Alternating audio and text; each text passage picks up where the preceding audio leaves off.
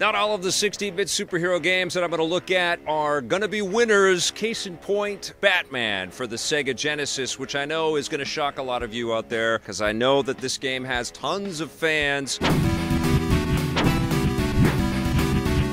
This came out in 1991 for the Sega Genesis platform. It's a variant on a lot of the work that was done for the NES Batman, which I played a little bit of, and I've had more fun with that one, go figure. Batman for the Genesis is a good-looking game. The pixel art is really nice, although the characters are kind of small. And it follows the events of the Tim Burton movie, which is fantastic for me. I'm a huge fan of the Tim Burton movie, and I'm a huge fan of Batman, as you know. But this is a game that really falls apart in its mechanics, and it really becomes insufferably frustrating. There's just not much that you can do as the Cape Crusader in this game, and that's incredibly frustrating. You can punch when you're standing, you can kick in the ankles when you're crouching, you can do a traditional jump and then a double flip jump, and you've got a grappling hook and you've got batarangs. You've got enemies that will regenerate, power-ups that will regenerate as well. I'll tell you about that in a second. You just don't have any kind of mobility or flexibility. You just look like you're really constrained in the Batsuit. And I don't know if that was an homage to how clunky the Batsuit looked on Michael Keaton in the Tim Burton movie, because everything was, famously made of rubber, and it took Batman, he had to move his whole body like this. And it's like, you're just not very agile or athletic or acrobatic in a giant rubber suit like that. And, Michael Keaton complained about that endlessly in all the interviews that he did.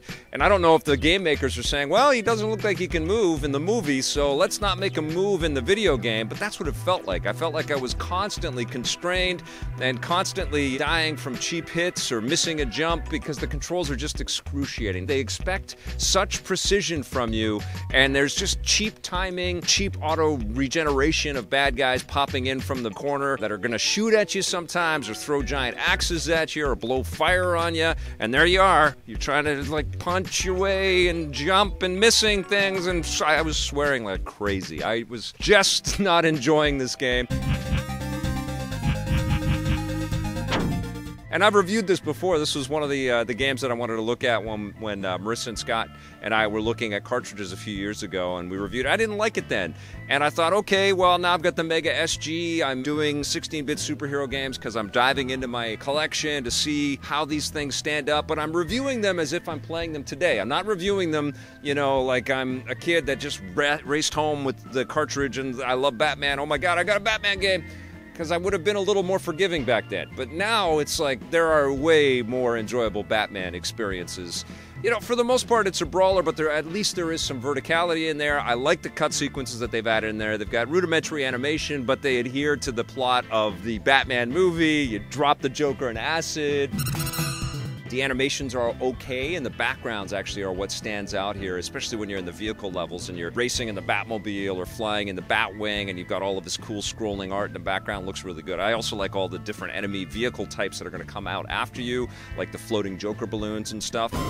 There's cool bits in this thing, don't get me wrong.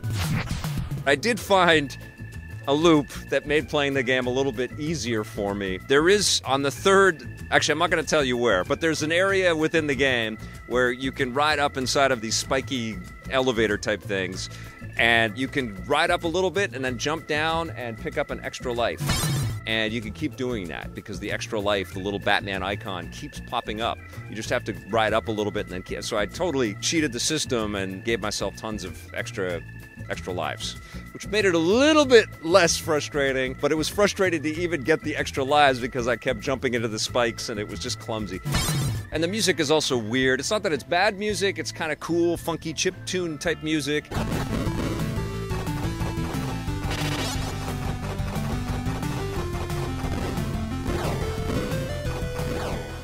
But it doesn't feel like Batman. It feels like generic music could have come from anywhere and slapped in there. It doesn't have the gothic ba-da-da-da. It doesn't really feel like that. There's no mood, especially when you compare this to something like the incredible Adventures of Batman and Robin that Konami did for the Super Nintendo. The mood and the atmosphere of that game just leagues better than this. This is a disappointing game to revisit unless you are just a mega super fan of the Batman film and you collect everything Batman. It gives you a good first impression, but diving into this game with its punishing controls and countless cheap deaths, I just am not a fan. This is probably the last time I'll ever throw in my Batman cartridge for the Sega Genesis. I'm going to give it a 4.5 out of 10.